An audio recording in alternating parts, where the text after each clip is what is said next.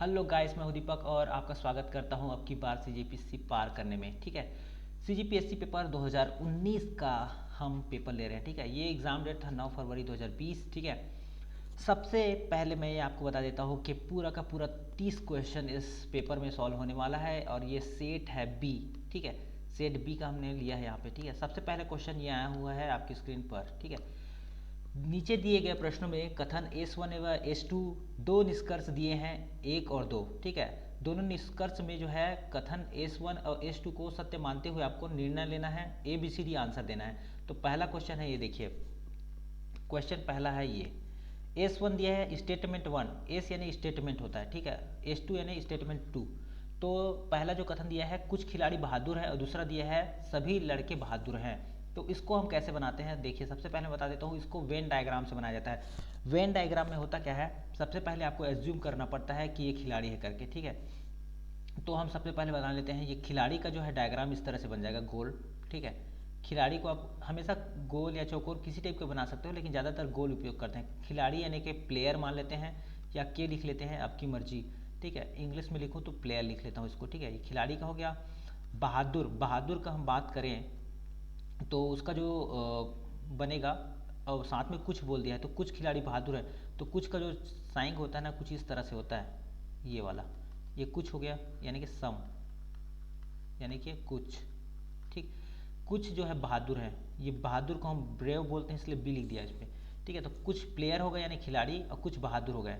ठीक है, तो इस तरह से दोनों का इंटरसेक्शन हो गया।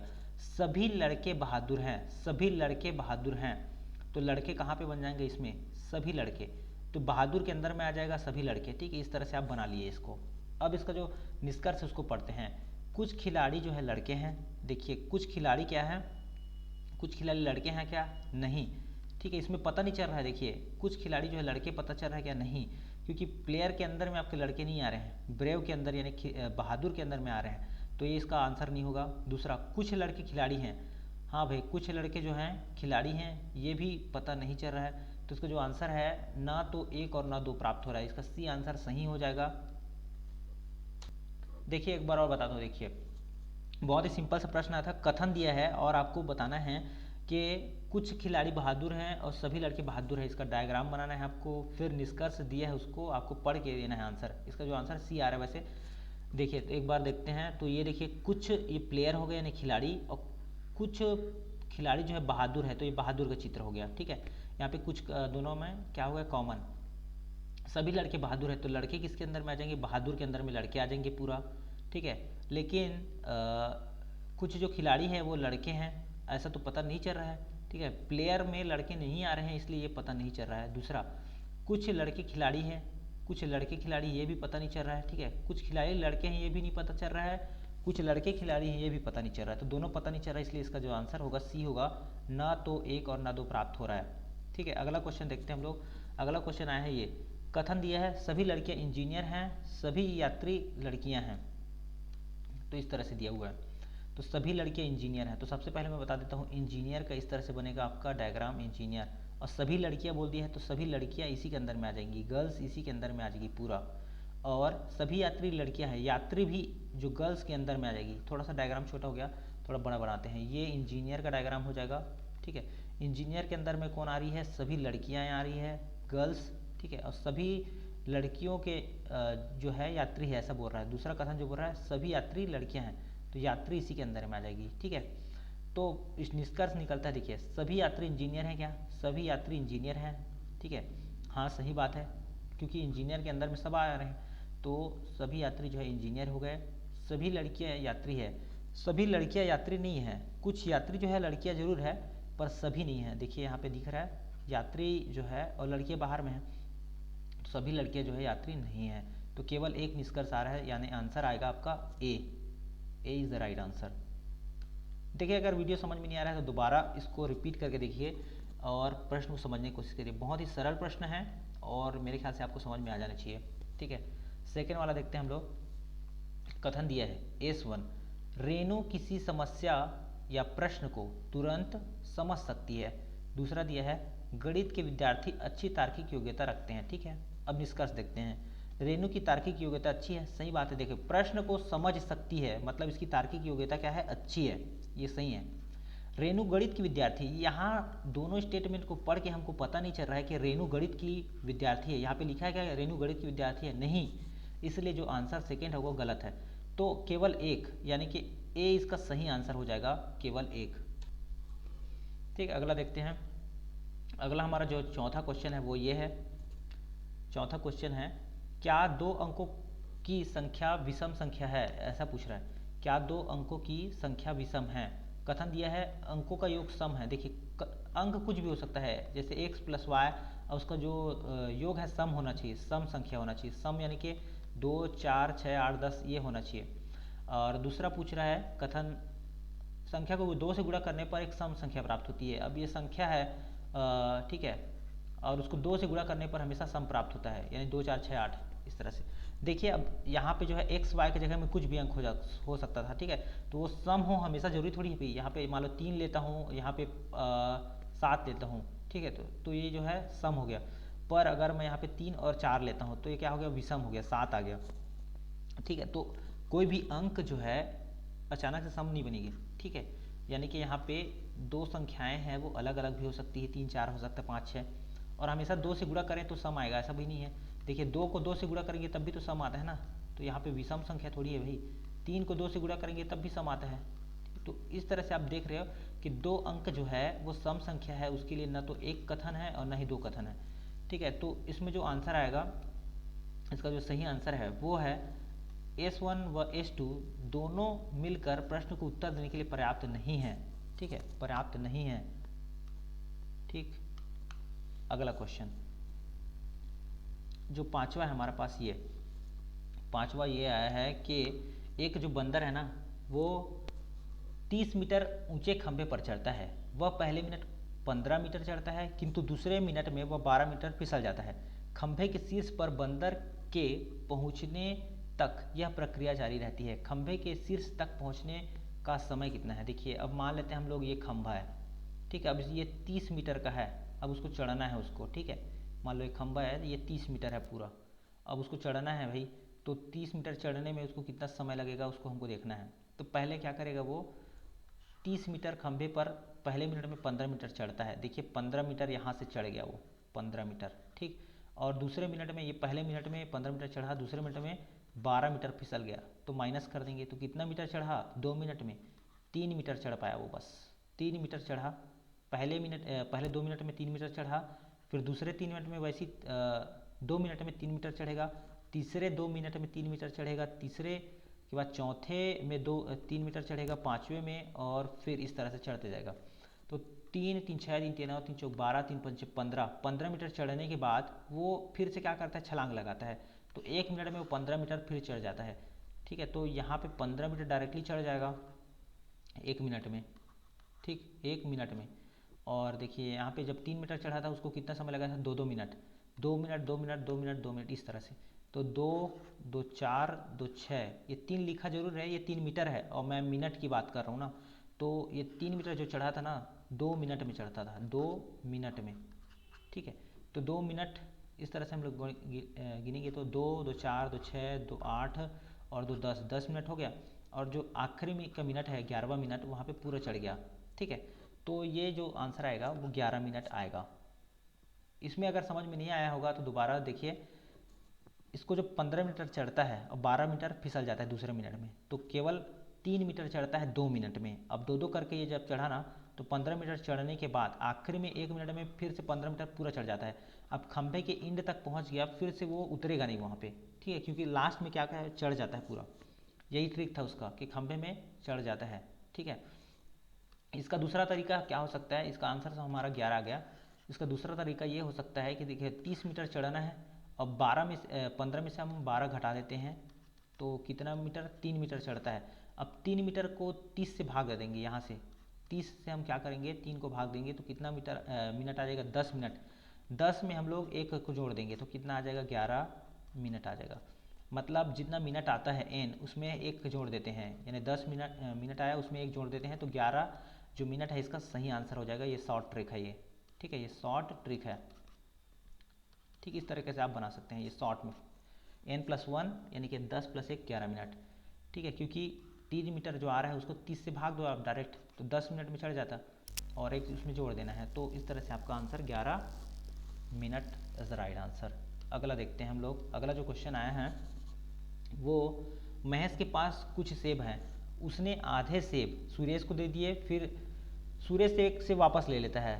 वही प्रक्रिया दोबारा रिपीट करता है। महेश ने उपलब्ध सेब की संख्या फिर से आधे को दिनेश को दे दिया, एक सेब उससे वापस ले लिया। यही प्रक्रिया तीसरी बार हरीश के साथ भी दोहराई जाती है। तो 3 बार होता है इस तरह से। अब प्रारंभ में जितने सेब थे अंत में उसके पास उतने सेब बचे, ठीक है। तो सेबों की संख्या कितनी है ये पूछा है उसमें।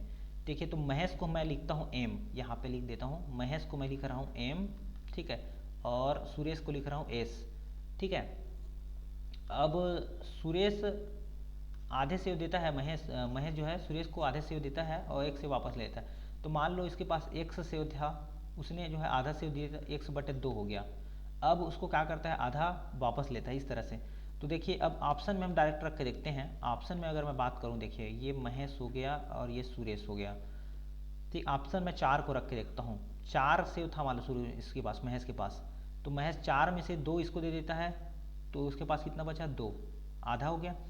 अब इससे एक वापस ले लिया, तो इससे एक वापस ले लिया, तो 2 + 1 कितना हो गया, 3। और इसके पास कितना बचा, 1। तो इसके पास 3 हो गया महेश के पास, इसके पास एक ही सेव बचा। अब 3 को आधा फिर से नहीं कर पाएगा अगले स्टेप में, ठीक है। अगले स्टेप में वो 3 को आधा नहीं कर पाएगा, ठीक है, इसको देने के लिए, दिनेश को देने के लिए। तो ये 4 तो ऑप्शन नहीं हो सकता। वैसे ही 6 में अगर देखें, 6 का आधा कितना हो गया, 6 का आधा हो गया 3, 3 इसके पास रहेगा 3, तो इसके पास हो गया 4, ठीक है। अब 4 हो गया, फिर से आधा देगा, 4 का आधा 2 हो गया, 2 में से एक लेगा, 3 हो गया। जैसे 3 आता है उसको फिर से आधा नहीं कर सकते, तो ये भी आंसर नहीं हो सकता। 8 भी उसी तरह से आंसर नहीं होगा। तो इसका आंसर क्या होगा, इसका आंसर होगा 2। देखिए, महेश ये हो गया, ये सुरेश हो गया। महेश के पास जब 2 सेव थे तो उसने आधा उसको दे दिया, मतलब 1 सेव सुरेश को, फिर से उससे वापस ले लिया, यानी इसके पास फिर से 2 हो गए। अब महेश और किसकी बारी आती है, महेश और दिनेश की बारी, महेश और दिनेश की बारी। तो फिर से 2 इसके पास थे तो उसका आधा दे दिया, तो इसके पास 1 बचा, ठीक है। फिर से वापस ले ले, फिर से इसके पास 2 हो गया। अब आता है किसकी बारी, हरीश की बारी। हरीश को भी महेश और हरीश से, इसके पास 2 थे तो 1 हो जाता है फिर से, और लास्ट में क्या, फिर से 1 वापस ले लेता है, तो महेश का फिर से 2 हो जाता है। इसका जो आंसर आएगा सही 2 है।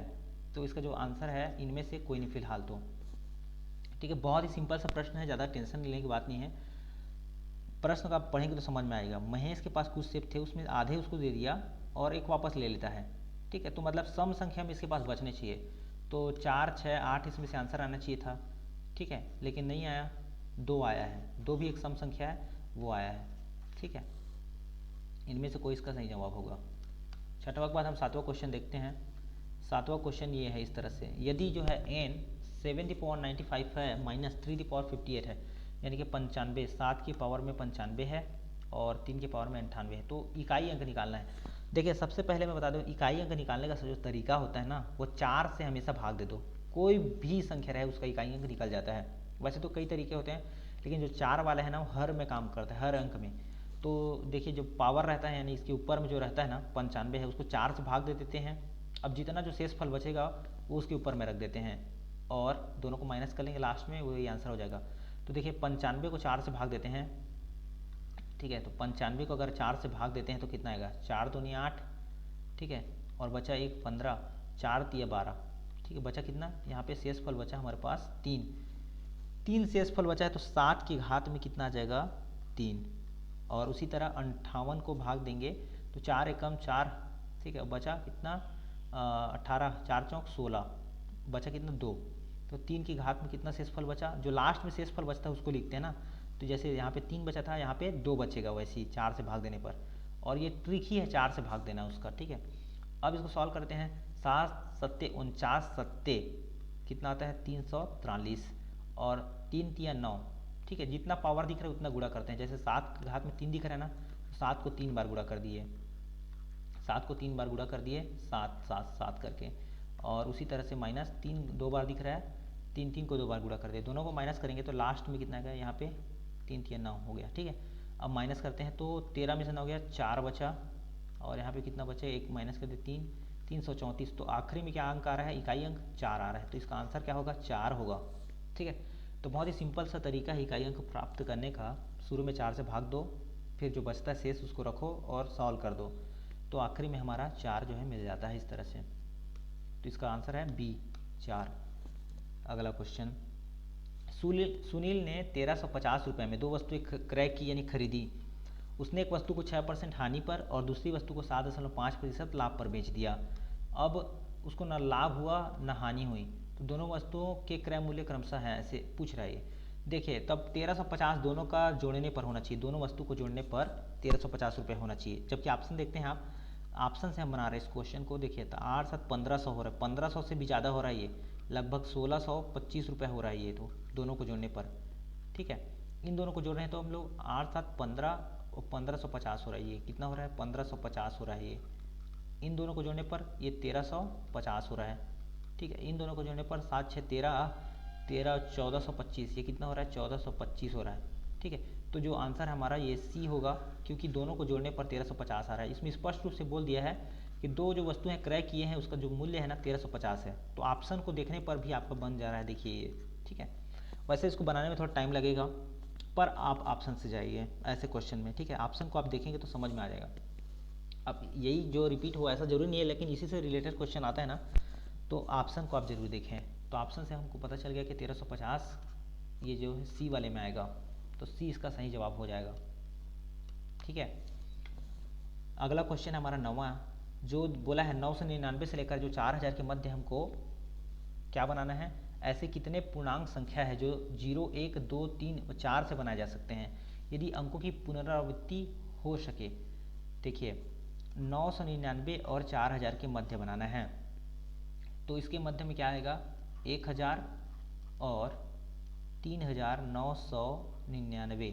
ठीक है, अब 0 1 2 व 3 4, ठीक है, ये है, तो उससे 1000 तो बन सकता है। ठीक है, 1 है और 0 भी है तो 1000 बन सकता है, लेकिन 4000 से ऊपर हमको बनाना नहीं है। ठीक है, केवल 4000 एक अंक है जो बन सकता है इन सब से। 999 इससे नहीं बन सकता, क्योंकि यहाँ पे 9 तो हमारा दिया ही नहीं है, 0 1 2 3 4 बस दिया है, तो 999 बनेगा नहीं और 4000 बन जाएगा, तो यहाँ पे एक संख्या हमको मिल गया। ठीक है, इसके अलावा हम बात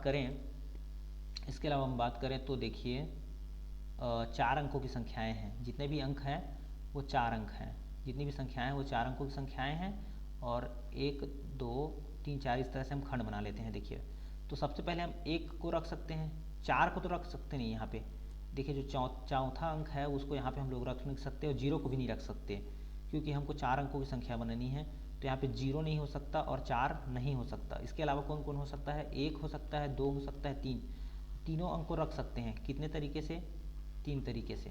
ठीक है, इसके अलावा दूसरे वाले जगह पे हम लोग रख सकते हैं, 0 को भी रख सकते हैं, 1 को भी रख सकते हैं, 2 को भी रख सकते हैं, 3 को भी रख सकते हैं, 4 को रख सकते हैं, यानी 1 2 3 4 5 अंक है जिसको हम दूसरे स्थान पर रख सकते हैं, 5 अंकों को। उसी तरह इस स्थान पर भी 5 अंकों को रख सकते हैं, और इस स्थान पर भी 5 अंकों यानी कि 0 1 2 3 4 को रख सकते हैं। जब इसका हम गुणा करते हैं तो 5 5 25 5 125 दिया, क्या आता है, 375, क्या आता है, 375। अब एक जो अंक है 4000, उसको बनाने के लिए हमको यहाँ पे 4 रखना पड़ेगा और बाकी जगह में 0 0 रखना पड़ेगा। तो एक ही अंक ऐसा है जो वो बना सकता है, मतलब एक ही संख्या वैसी है जो बन सकती है इस तरह से। तो एक संख्या वो हो गई 4000 वाली, बाकी जो संख्याएं हैं इनके बीच में आएगी।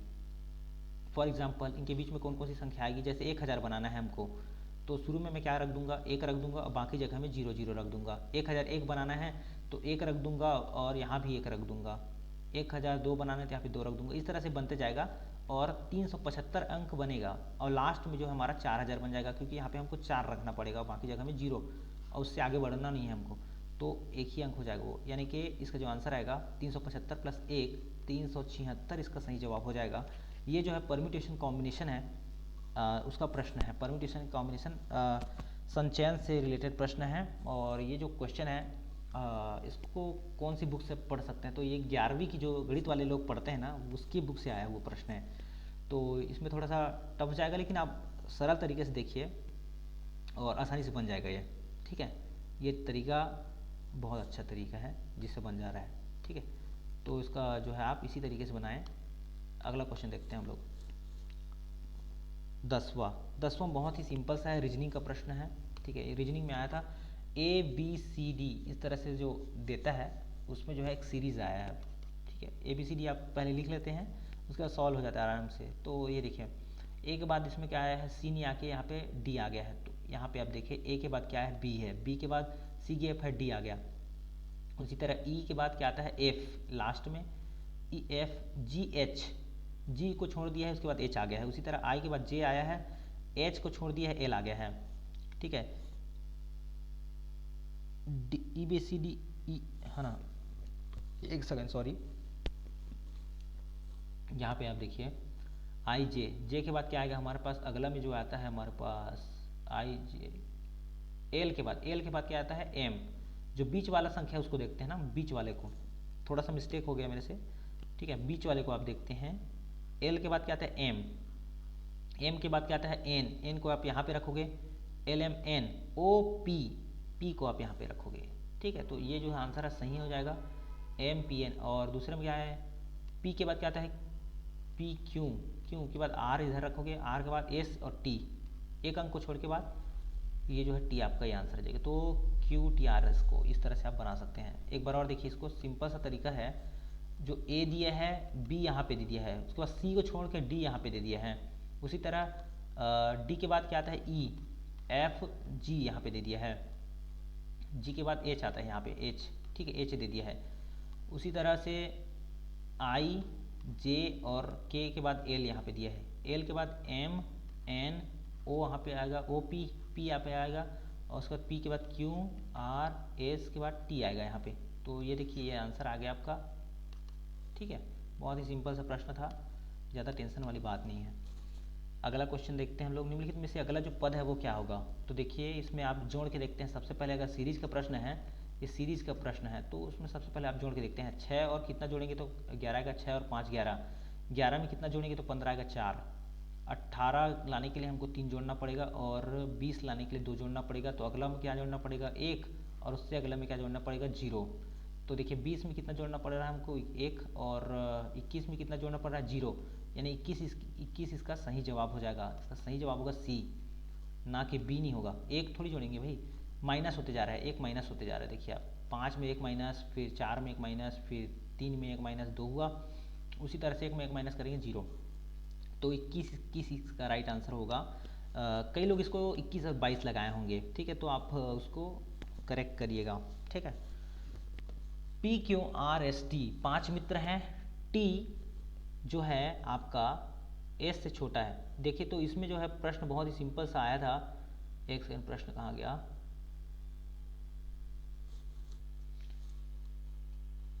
ये प्रश्न है देखिए 12वां, ठीक है, 12वां प्रश्न है।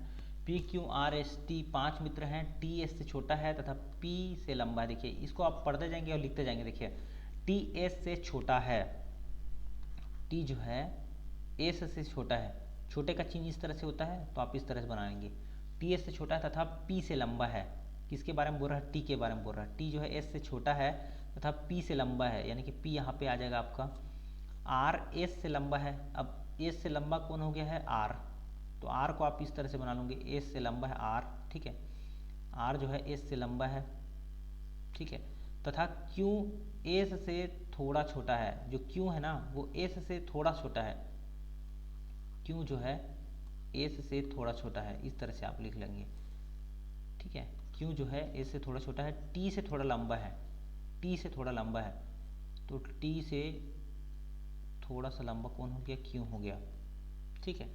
अब सबसे छोटा व सबसे लंबा आपको बताना है, एक साथ अरेंज कर लेते हैं इसको। देखिए टी के बाद क्या आएगा, क्यू आएगा, तो देखिए पूरा बना लेते हैं। पी, उसके बाद टी है, टी के बाद क्या है इसमें, क्यू है ये वाला, उसके बाद जो है एस है, एस अपनी जगह पे है, और उसके बाद आर है। तो सबसे जो है छोटा कौन है, सबसे बड़ा कौन है। देखिए सबसे छोटे का जो चिन्ह है ना पी पे दिख रहा है, और सबसे बड़े का जो चिन्ह है वो आर पे दिख रहा है। तो इसका जो सही आंसर हो गया वो ए हो गया। कुछ नहीं, सिंपल सा था। छोटे बड़े को आपको साइन आना चाहिए। इधर देखिए ये जो एरो का जहाँ पे एरो रहता है ना जिस साइड में, जैसे पी और आर, तो यहाँ पे जो जिस साइड में एरो है वो आपका छोटा हो गया, और जिधर खुला हुआ है वो आपका बड़ा हो गया, तो ये बात आपको बहुत ही केयरफुली ध्यान में रखनी होगी। अगला जो है हमारे पास क्वेश्चन इस तरह से दिया है, नीचे दिया गया है और क्वेश्चन मार्क पे आपको बताना है कि इसमें क्या आएगा। देखिए तो इसको किस तरह सॉल्व करते हैं। आई के बाद कैसे के आया होगा, देखिए आई के बाद जे आता है, जे के बाद के आ गया है, के बाद एल एम, एक एक गैप है, मतलब आई के बाद जे, जे के बाद के के बाद एल, एल के बाद एम, इस तरह से। पी के बाद क्या आता है, क्यू डायरेक्टली आ गया है, क्यू के बाद आर डायरेक्टली आ गया है, ठीक है। डी के बाद जी कैसे आएगा, डी, ई एफ जी आया है, दो दो। उसी के बाद E F G, H I के बाद क्या आना चाहिए, यहाँ पे क्वेश्चन मार्क की जगह में जे आना चाहिए, और जे ऑप्शन में नहीं दिया है, तो इसका जो सही जवाब होगा वो डी होगा, ठीक है। इसमें देखिए एक गैप था, इसमें जीरो गैप है, इसमें दो गैप है, ठीक है। तो ये आपको पैटर्न जो है समझना पड़ता है, ठीक है। जो ए बी सी डी अक्षर है ना, वहाँ पे कैसे कैसे आपको सॉल्व करना है, बहुत ही सिंपल तरीके से आपको समझ में आ गया होगा ये मेरे ख्याल से। अगला क्वेश्चन हम देखते हैं। अगला क्वेश्चन ये है हमारे पास 14वें नंबर में आए हैं। चार मित्र थे, F1, F2, F3 और F4, और कैरम बोर्ड खेल रहे हैं, ठीक है। कैरम बोर्ड खेलते हैं ना, तो कुछ इस तरह से बैठना पड़ता है। देखिए कैरम हो गया, और ये जो है इस डायरेक्शन में दिखेगा, ये जो है इस डायरेक्शन में दिखेगा, ये जो है इस डायरेक्शन में, और ये इस डायरेक्शन में दिख रहा है। तो जो F4 है, F4 का चेहरा उत्तर की ओर है तथा F1 का चेहरा पश्चिम की ओर है। तो ये है F4, F4 का जो है उत्तर की ओर हो गया इधर, ठीक है, ऊपर उत्तर की ओर होता है। और मान लो ये देखो बना लेता हूँ मैं, नॉर्थ, साउथ, ईस्ट और वेस्ट। तो ये उत्तर की ओर F4 हो गया, और F1 का जो चेहरा है पश्चिम की ओर है, तो F1 का चेहरा उसके सामने में, सॉरी F1 यहाँ पे नहीं आएगा, F1 यहाँ पे नहीं आएगा, पश्चिम की ओर बोल रहा है, मतलब पूर्व बाद पश्चिम, तो F1 जो है यहाँ पे आएगा, ठीक है, पश्चिम की ओर है। और F1 F2 सहयोगी हैं, F1 जब इसके सामने में है तो F2 इसका सहयोगी इसके सामने में रहेगा ना। और किसका चेहरा, अब एक बच गया आदमी, उसका चेहरा ये है F3, किसका चेहरा दक्षिण की ओर है, तो दक्षिण की ओर यानी कि साउथ साइड में किसका चेहरा है भैया, F3 का, देख रहे हो, चार ही खिलाड़ी ना, F1 F2 F3, इसलिए F3 यहाँ पे लिख दिए। अब इसका जो आंसर है दक्षिण की ओर किसका है, तो F3 इसका सही जवाब होगा, B is the right answer, ठीक है। अगला क्वेश्चन 15वें नंबर पे आया हमारे पास, लोहे और रेत वाला आया है, रेत और लोहे वाला।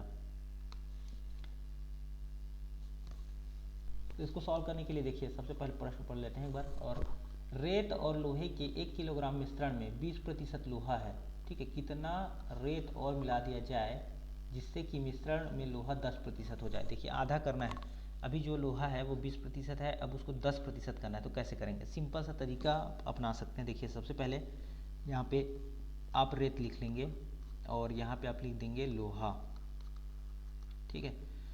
तो 1 किलोग्राम है यानी 1000 ग्राम होता है, 1 किलोग्राम मतलब 1000 ग्राम। 20% लोहा है, देखिए 100 में 20 लोहा है, ठीक है। अब बचा कितना, 80%, 80% रेत है, यानी कि 800 ग्राम आपका रेत है, और 20% लोहा यानी कि 200 ग्राम आपका है। सिंपल सा है, 20% यानी कि आपका 1000 का आप 20% निकालोगे तो 200 आएगा, ठीक है। कैसे निकालते हैं, देखिए 1000 में आप जो है 1000 में 20 का आप गुणा करोगे, बटे 100 कर दोगे, प्रतिशत यानी बटे 100, ये जीरो जीरो कट गया, ये जीरो कट गया, 100 दूनी 200, 200 बचा। अब 1000 में 200 जब निकल गया लोहा का, तो कितना बचा, 800 रेत बचा, इसलिए लिख लिया हूँ 800 रेत हो गया, 200 लोहा हो गया। ये ग्राम है, ये ग्राम, ठीक है।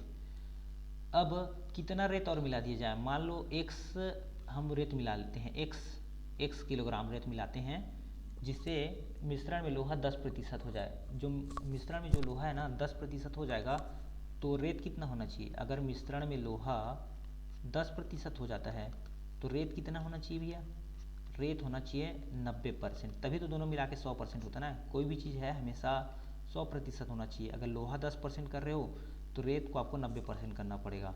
तो देखिए यहाँ पे हम लिख लेते हैं रेत और लोहे का अनुपात, रेत और लोहा, इस तरह से।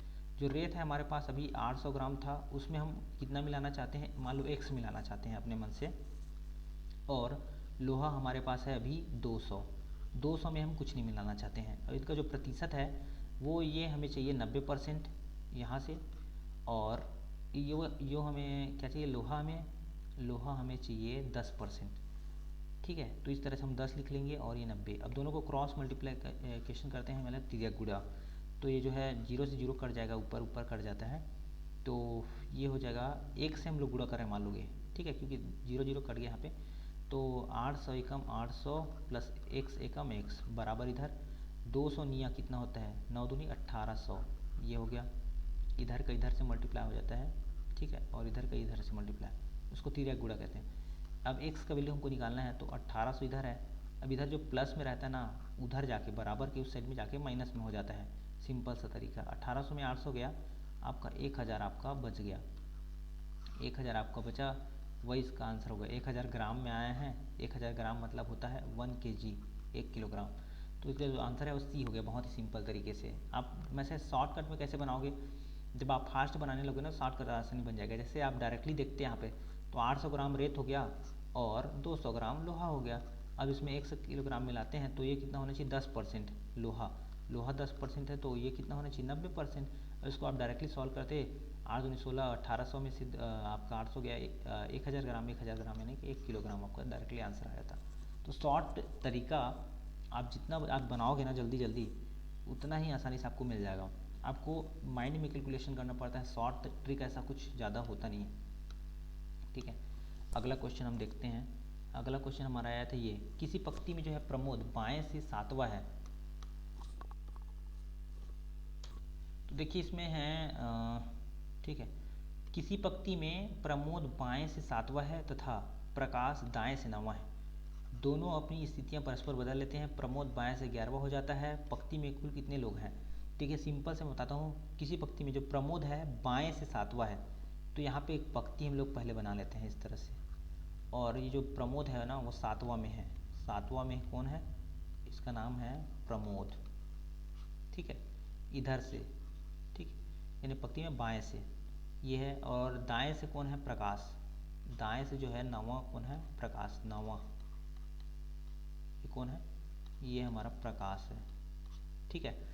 अब इसमें बोल रहा है प्रमोद बाएं से 11वां हो जाता है जब अपनी परस्पर ये क्या बोलते हैं, जगह बदलते हैं, स्थितियाँ बदल देते हैं, ठीक है।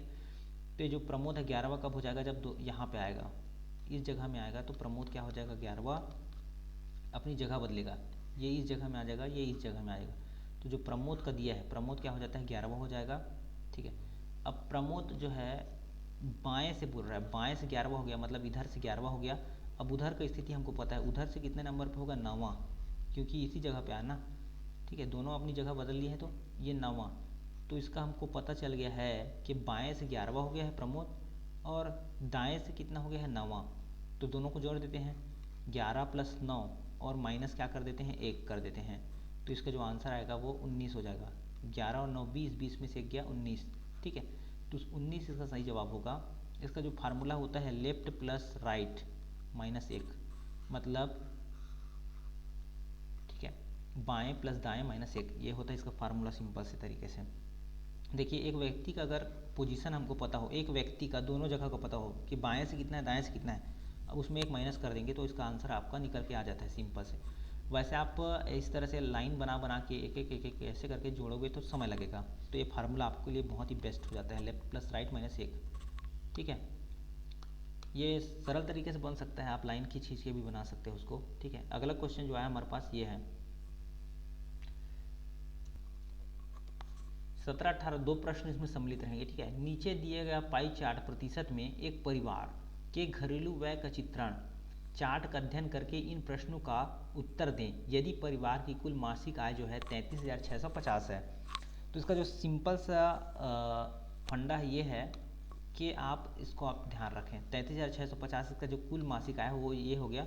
अब ये जो बटा हुआ है ए बी सी अलग अलग में बटा हुआ है, ए का मतलब है भोजन, बी का मतलब घर का किराया, सी का मनोरंजन, डी का मतलब बच्चों की शिक्षा एवं भरण पोषण, और ई का मतलब है चिकित्सा एवं अन्य मद।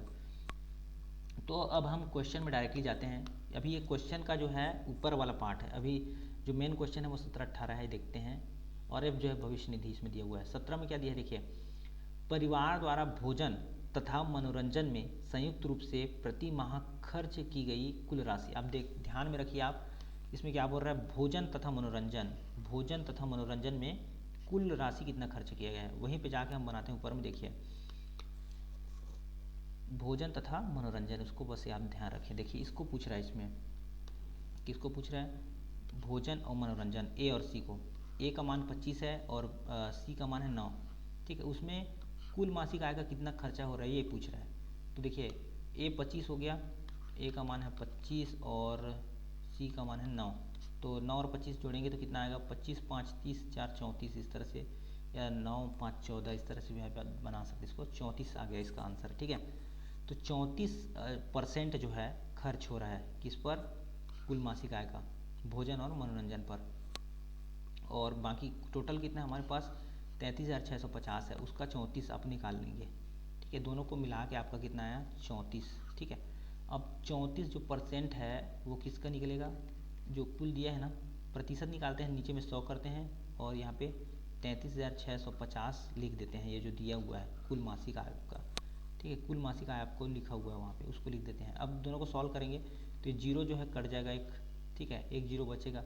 तो आप 34 से जब 3,365 का गुणा करेंगे और यहाँ पे डिवाइड बाय 10 है, तो इसको जो सही आंसर आएगा वो आएगा आपका 12,441 इस तरह से, ठीक है। ठीक है, 4 पंचे 20 है, 20 का शून्य कट जाएगा, आखिरी में जो बचेगा वो है एक इकाई अंक से बनाते हैं इसको, ठीक है। आप भी इस तरह से ट्रिक सीख सकते हैं, थोड़ा समय लगेगा इसमें, ठीक है। तो जो सही आंसर है वो है 11,441 यार, ये 12,000 नहीं होगा, ये वाला होगा 11,441 इसका सही जवाब होगा। कैसे किए इसको सॉल्व, देखिए ए और जो सी है, भोजन में कितना खर्चा हो रहा था 25 और मनोरंजन में कितना हो रहा था 9, दोनों को जोड़ते हैं तो 34 आता है। 34 को हम क्या करते हैं प्रतिशत के रूप में है 100, और टोटल खर्चा उनका कितना है राशि, तो 33,650 कितना है, 33,650 है। दोनों को सॉल्व करते हैं, एक जीरो से एक जीरो कटता है, गुणा करते हैं, सॉल्व करते हैं, तो इसका आंसर जो आएगा 11,441 आएगा, ठीक है। गुणा करके आप देख लीजिए, बहुत ही सिंपल सा तरीका है। प्रति माह घर का किराया कितना है ये पूछ रहे हैं। घर का किराया अगर हम देखें, घर का किराया तो ऊपर में हम देखते हैं प्रतिशत कितना है इसका, तो घर का किराया यानी कि बी 18 दिया है, 18 और 33,650 वो ऊपर में कितना है, टोटल है हमारे पास, टोटल 33,650 का 18% निकालना है, क्योंकि घर का किराया जो है ना प्रति माह 18 जा रहा है, ठीक है। ये शून्य शून्य कट गया, फिर से अब सॉल्व करेंगे इसको, तो इसका जो सही आंसर है वो 6,057 आएगा, ठीक है। बहुत ही सिंपल तरीका है गुणा करना, ठीक है। 3,365 गुणा 18/10 इस तरह से आप कर लेंगे। 18 पंचे 90 का शून्य, हासिल में 9, ठीक है। 18 छक्के 108, ठीक है। और फिर 9, बहुत सारा टाइम लगेगा इसमें कैलकुलेशन में, तो इसलिए आप डायरेक्टली आंसर याद रखें। अभी फ़िलहाल 6,057 ये इसका सही जवाब होगा, ठीक है। अगला देखते हैं हम लोग। अगला क्वेश्चन जो हमारे पास है ये है 19वां नंबर। दी गई जो श्रृंखला है कि अगले पद ज्ञात करें इस तरह से। तो अगला पद हमको ज्ञात करना है, तो देखिए जेड दिया है, एस दिया है, ये दिया है। अब देखते हैं इसमें क्या ट्रिक लगा है। 2 अंक हमको फाइंड करना है। इसको बनाने का सिंपल तरीका है, आप ABCD पहले लिख लो पूरा, या फिर डायरेक्टली आपको पता है तो डायरेक्टली देखिए जैसे यहाँ से दिया है, जेड के पहले क्या आता है W, कितने अंक पीछे आता है, 2 अंक पीछे। जैसे जेड के पहले आता है Y, उससे पहले आता है X, उसके बाद आता है W। तो यहाँ पे YX दिया है, उसके बाद W आया है। W के बाद T कैसे आया है, देखिए W के पहले आता है U और V, ठीक है। T उसके पहले आता है, ठीक है। तो 2 अंक यहाँ पे गैप है, मतलब 2 कैरेक्टर गैप है यहाँ पे। उसी तरह से यहाँ पे 2 गैप है, उसी तरह से यहाँ पे 2 गैप होना चाहिए। तो Q से पहले कौन कौन से 2 अंक आते हैं उसको आप देखिए, OP और यहाँ पे Q आया है, OP Q आया है। तो इससे पहले जो अंक आता है वो उसको आपको देखना है।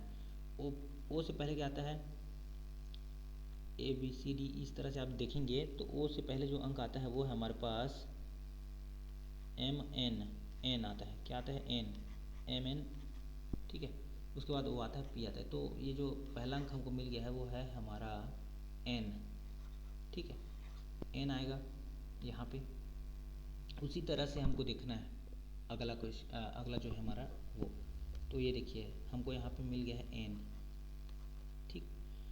उसी तरह से S के पहले कितना आता है O कैसे आएगा, कितने कितने गैप है इसमें देखते हैं। OPQRS, ये देखिए कितना गैप है, 3 अंकों का गैप है, 3 कैरेक्टर्स का गैप है। उसी तरह से इसमें भी देखिए K के बाद जो O आया होगा इसमें वो कैसे आया होगा, तो K LMN और O आया है, ठीक है। उसी तरह से अगर हम इनके बीच में देखें, के बाद यहाँ पे है G, ठीक है, GHIJK, ठीक है। कितना कितना गैप है, 3 का गैप है। उसी तरह से अभी 3 का गैप पीछे देख लेते हैं। और तो इसमें जो आएगा, G से पहले क्या आता है, G से पहले, ठीक है, GHIJ हो गया। यहाँ उससे पहले क्या आता है, तो IJ हो गया, FGH, ठीक है। उससे पहले EF,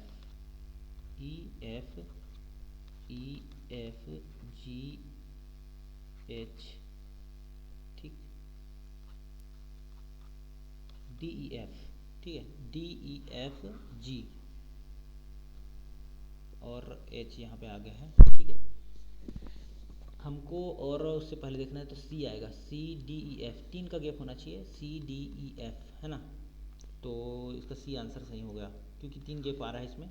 और यहाँ पे G हमको देखना, G, ठीक है। तो यहाँ पे आएगा हमारा C आएगा, ठीक है। तो N और C इसका सही जवाब होगा, A इसका सही जवाब होगा। तो एकदम सिंपल सा था। इसमें 2 का गैप है, इसके बीच में, इसके बीच में 2 का गैप है, ठीक है। और इसके बीच में भी 2 का गैप होगा, यहाँ पे आएगा। और इनके बीच में 3 का गैप है, इनके बीच में 3 का गैप में यहाँ पे C आएगा। तो N और C इसका सही जवाब होगा, ठीक है। N और C यानी कि A इसका सही जवाब होगा। सिंपल सा प्रश्न था, मैं समझाने के लिए थोड़ा सा बता रहा था, बाकी आप समझदार हो इसमें, ठीक है। यदि हिंदी को सांकेतिक भाषा में 6, 1, 2, 5, 7 लिखते हैं, ठीक है, और मेन को 9, 3 और 2 लिखा जाता है, तो इंडियन को क्या लिखेंगे। देखिए, तो इसमें सिंपल से एकदम कुछ इसमें ट्रिक नहीं लगता है, ठीक है। तो जैसे इंडियन को आप डायरेक्टली देखेंगे तो आई को क्या लिखते हैं, आई को हम लिखते हैं इसमें, देखिए आई को लिखते हैं 1 लिखते हैं, आई को क्या लिखते हैं 1। एन को क्या लिखते हैं इसमें, एन में क्या दिखा है आपको, तीसरा अंक 2 दिख रहा है, तो एन को दिख रहा है 2। डी में क्या दिख रहा है आपको, डी में आपका आखिरी से दूसरा वाला यानी 5, ठीक है, 125 हो गया। अब आई में फिर से 1 होता है, ठीक है, ये तो जानते हैं हम लोग, आई में क्या होता है 1 होता है। और ए क्या है, ए में आपका दिख रहा है मेन में ए आपको दिख रहा है बीच में 3, ठीक है। और ए में 3 दिख गया। एन में क्या दिख रहा है आपको, फिर से एन में आपको दिख रहा है बीच वाला यानी 2, और ये लास्ट वाला यानी 2 दिख रहा है। तो 12, 51, 32, ये बी इसका सही जवाब हो जाएगा, ठीक है। बहुत सिंपल सा ये प्रश्न है, जैसे डायरेक्टली आपको देखना है और उसको बनाना है, सॉल्व करना है। अगला क्वेश्चन हमारे पास है, यदि किसी वर्ष का कोई एक माह सोमवार को आरंभ होता है तो उस माह द्वितीय शनिवार से चौथे दिन तिथि होगी। तो देखिए, इस प्रश्न को सॉल्व करने के लिए आपको देखना पड़ेगा, ये देखिए पहले माह है यानी कि जनवरी महीना, कोई भी का जनवरी महीना है, जनवरी में 31 दिन होता है, ठीक है। तो सोमवार है, पहला दिन क्या है, 1 तारीख को क्या है, 1 तारीख को हमारा सोमवार है, 1 तारीख को सोमवार है। तो कितने तारीख को सोमवार होगा, अगला जो है 8 तारीख को सोमवार होगा, 8 तारीख को सोमवार होगा फिर से, ठीक है। अब ये पूछ रहा है जो पहला सोमवार है उसके आरंभ होता है, उसके बाद उसी माह का द्वितीय शनिवार जाना है हमको। तो पहले जो सोमवार है उसके बाद ये लास्ट में क्या आता है, शनिवार का फिर से रविवार आता है, फिर से सोमवार आता है, तो 8वां दिन हो जाता है। 8वां के बाद फिर से शनिवार आएगा, ठीक है। तो शनिवार, तो सोम के बाद आ जाता है मंगल के बाद बुध के बाद गुरु के बाद फिर से शुक्र बाद क्या आता है शनिवार यहाँ पे। तो देखिए 8 तारीख ये हुआ, 8 तारीख को सोमवार था, फिर 9 तारीख को मंगल, 10 तारीख को बुध, 11 को गुरु, और 12 को शुक्र, 13 को शनिवार। उससे चौथा दिन बोल रहा है, उससे चौथा दिन यानी कि 1 दिन, 2 दिन, 3 दिन, 4 दिन उससे बाद, ठीक है। 13 के बाद 14, 15, 16, 17 तारीख होगा जो चौथा दिन होगा उसके बाद, ठीक है। तो देखिए सिंपल सा तरीका है, क्या है, सोमवार से सोमवार 8 दिन होता है, ठीक है। तो सोमवार से सोमवार 8 दिन हो गया, तो 8 तारीख हो गया सोमवार को, ठीक है। क्योंकि जो पहला सोमवार है 1 तारीख को पड़ेगा, दूसरा सोमवार 8 तारीख को पड़ेगा। अब दूसरा शनिवार पूछ रहा है, तो सोम से क्या आता है, मंगल, बुध, गुरु, और ये शुक्र, और ये शनि से 1, 2, 3, 4 दिन आगे, ठीक है। तो ये 9 तारीख ये हो गया, 10 तारीख ये हो गया, 11 ये हो गया, 12 ये हो गया, 13, 14, 15, 16 और ये 17, तो 17 इज़ द राइट आंसर। ठीक, इस तरह से आप बना सकते हैं। बहुत ही सिंपल सा कॉमन सेंस वाला प्रश्न है, आप बना सकते हैं। दी गई श्रृंखला में जो है लुप्त है कुछ चीज़, उसका वर्णन हमको करना है।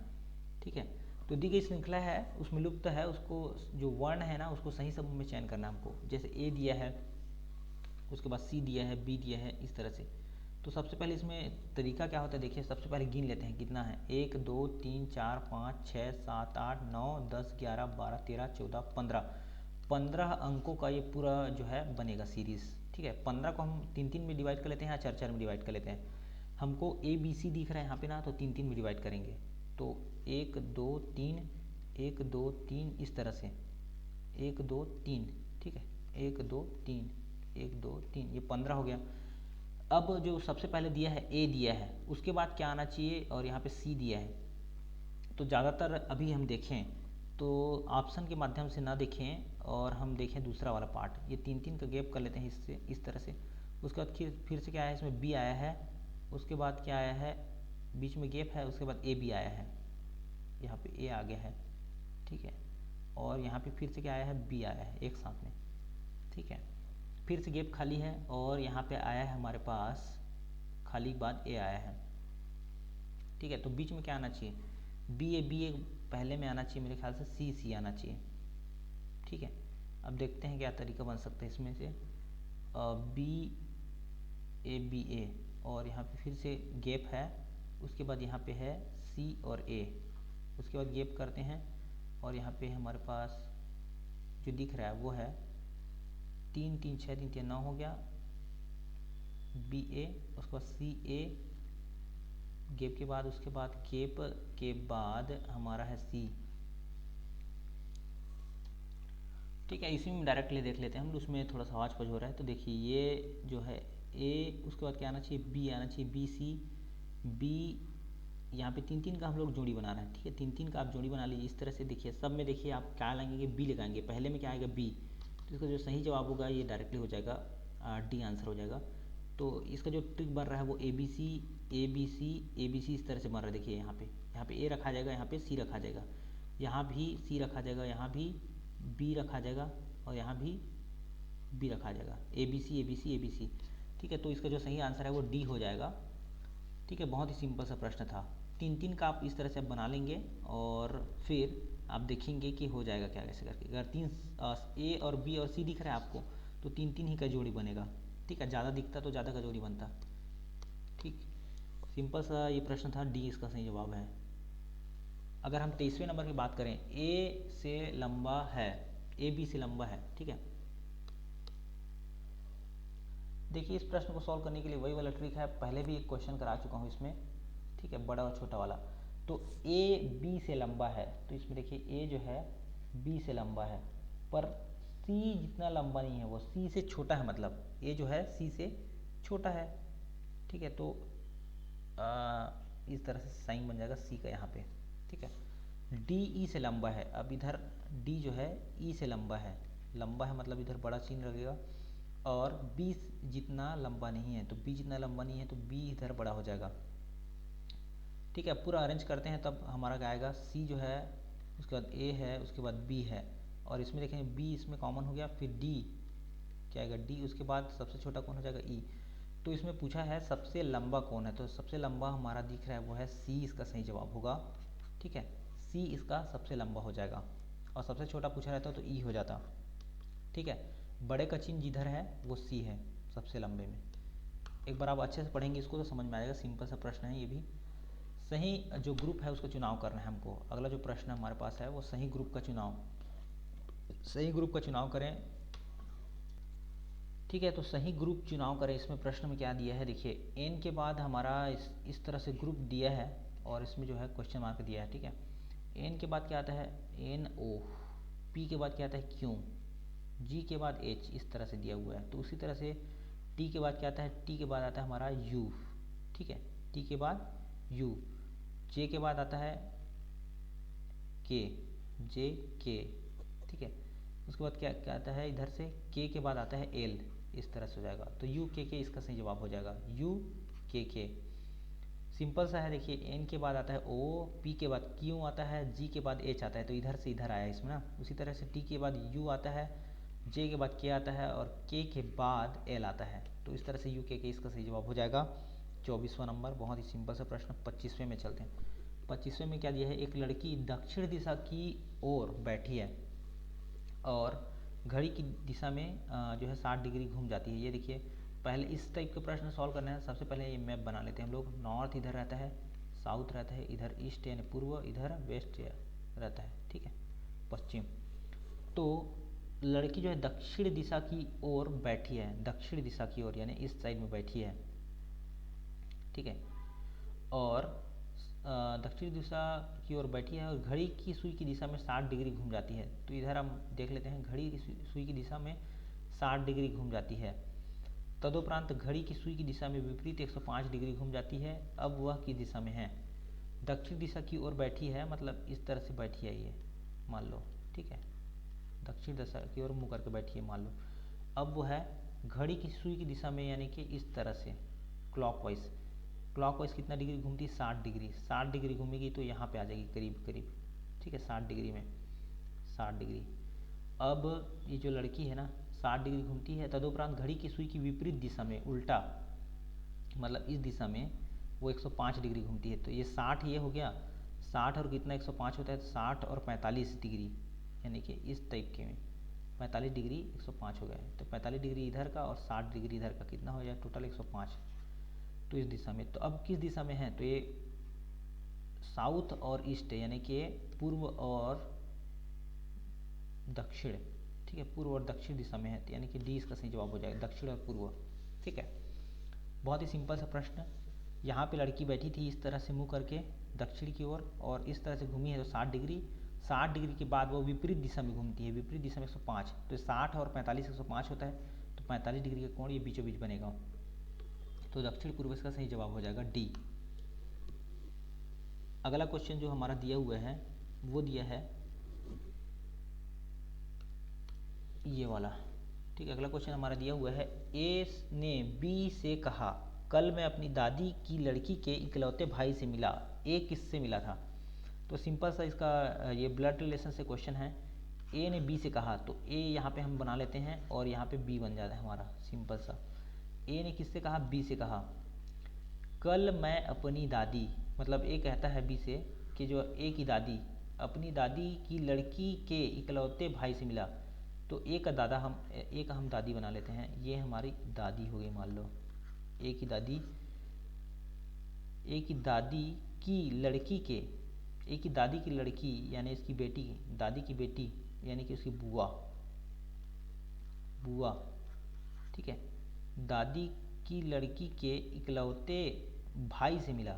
दादी की लड़की के, है ना, लड़की जो लड़की है ये वाली बुआ, उसका इकलौता भाई, इसका जो भाई है इसका क्या हो जाएगा? इसका ए का क्या हो जाएगा? पिताजी हो जाएगा, ठीक है। इकलौता भाई है तो ये प्लस में हो जाएगी, बहन है, मतलब दादी के उसका बेटा यानी दादी है तो उसका पापा है ना भाई ये, और उसकी बहन यानी उसकी बुआ है।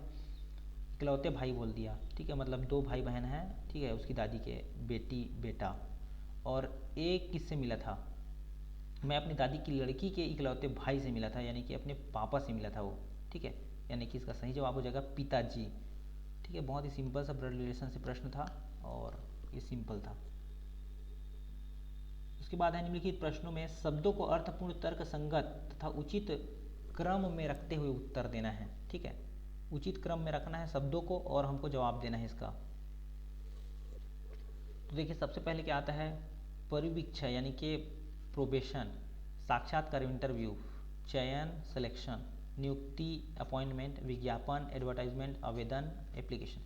सबसे पहले हम देखते हैं क्या चीज़? विज्ञापन देखते हैं, एडवर्टाइजमेंट, तभी तो हम कोई पोस्ट निकला है उसके बारे में पता करते हैं ना। उसके बाद विज्ञापन देखने के बाद हम क्या करते हैं? उसका आवेदन करते हैं। आवेदन करने के बाद क्या होता है हमारे पास? उसकी जो है परीक्षा होती है, ठीक है।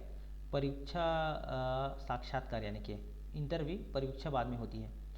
परीक्षा उसके बाद ही इंटरव्यू होता है। परीक्षा यहाँ पे नहीं लिखा है, ये परिवीक्षा जो है दूसरी है, परिवीक्षा ये दूसरा चीज़ है, प्रोबेशन, ठीक है, एग्ज़ाम नहीं है वो। तो साक्षात्कार पहले होगा, साक्षात्कार के बाद हम क्या होंगे, चयन होंगे, चयन के बाद हमारी नियुक्ति होगी, नियुक्ति के बाद हमारा जो है प्रोबेशन होगा, परिवीक्षा, ये दूसरा चीज़ है, इसीलिए घुमाने के लिए दिया था। इसका जो सही जवाब है ए होगा, पाँचवा, छठवा, दूसरा, तीसरा, चौथा, एक। सबसे पहले हम क्या करेंगे, विज्ञापन देंगे, विज्ञापन देंगे तो उसके बाद हम आवेदन करेंगे, आवेदन करने के बाद हम, यानी कि विज्ञापन कोई कंपनी देगा या जो है CGPSC या कोई भी देगा, तो उसके बाद आवेदन करते हैं हम लोग, दूसरा में साक्षात्कार, फिर चयन होता है हमारा, फिर नियुक्ति होता है, फिर परिवीक्षा होता है लास्ट में, सबसे लास्ट में जो हमारा परिवीक्षा होता है। इसका सही जवाब है हमारा ए। अगला जो क्वेश्चन हमारे पास ये है, परिवार, समुदाय, सदस्य, इलाका, इसको आपको अरेंज करना था।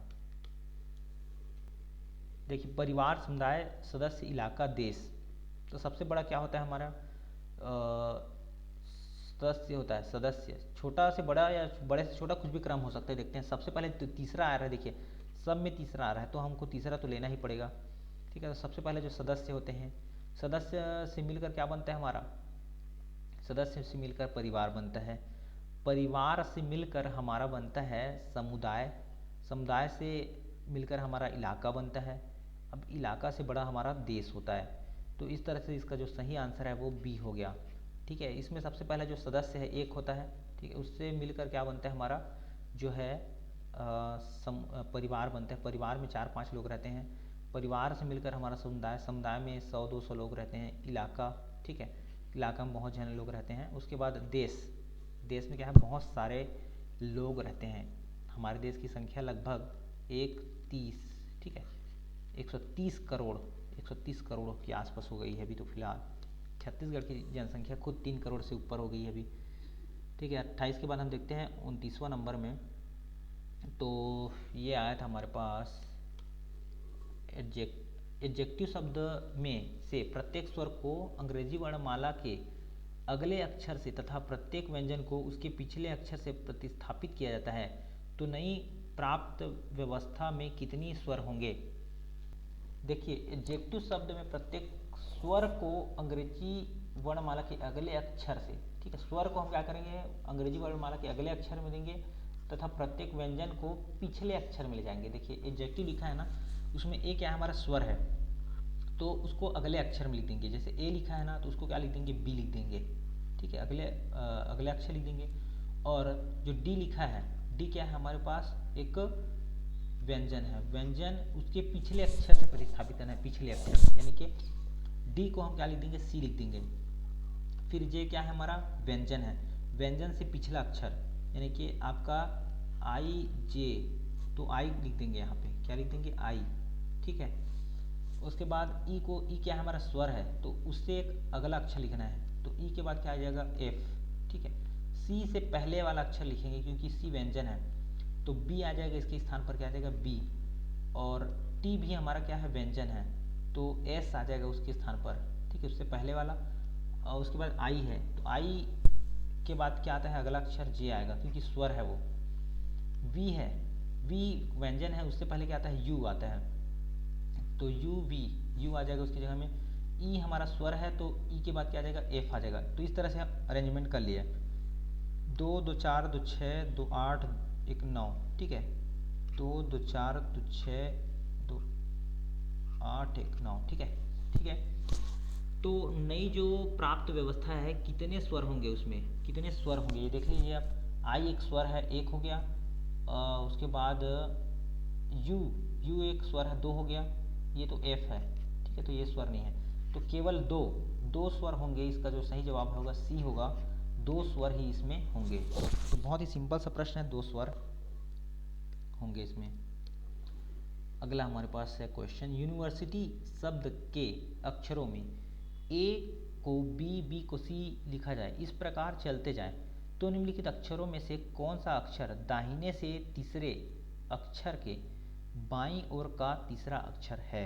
देखिए, अब इसको अरेंजमेंट, यूनिवर्सिटी को हम लोग लिखते जाते हैं, ए को बी, बी को सी, इस तरह से। यू को क्या लिखेंगे, यू को लिखेंगे वी, यू के बाद आता है वी, एन के बाद क्या आता है, एम एन ओ आता है, एन के बाद क्या आता है, ओ, आई के बाद आता है जे, उसके बाद वी के बाद क्या आता है, यू वी एक्स, ठीक है, U V W, sorry V के बाद क्या आता है डब्ल्यू आता है, और ई के बाद क्या आता है एफ आता है, ई के बाद एफ आ गया, आर के बाद क्या आता है, आर के बाद आता है एस, ठीक है, और एस के बाद क्या आता है टी, और आई के बाद क्या आता है, आई के बाद आता है जे, उसी तरह से टी के बाद क्या आता है, टी के बाद आता है यू, और वाई के बाद जेड आता है, ठीक है। तो एक एक अक्षर हम बढ़ा के लिख दिए।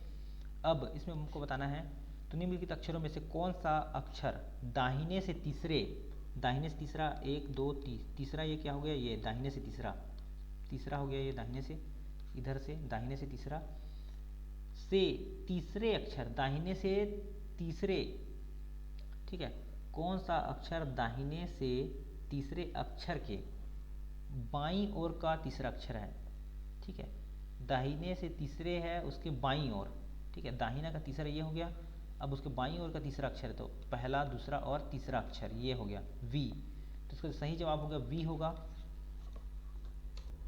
अब वी इसमें नहीं दिया है तो इसका जो सही आंसर है वो डी है, इनमें से कोई नहीं, ठीक है। तो इस तरह से आप इसको सॉल्व कर सकते हैं, बहुत ही सिंपल सा प्रश्न था ये भी, ठीक है। तो अभी इस जो सेशन में अभी 30 क्वेश्चन लिया मैंने, ठीक है, 30 के 30 बहुत ही इंपॉर्टेंट क्वेश्चन है जो CGPSC में आए हुए हैं। इसके बाद हम जो दूसरा पार्ट लाएंगे उसमें आपका है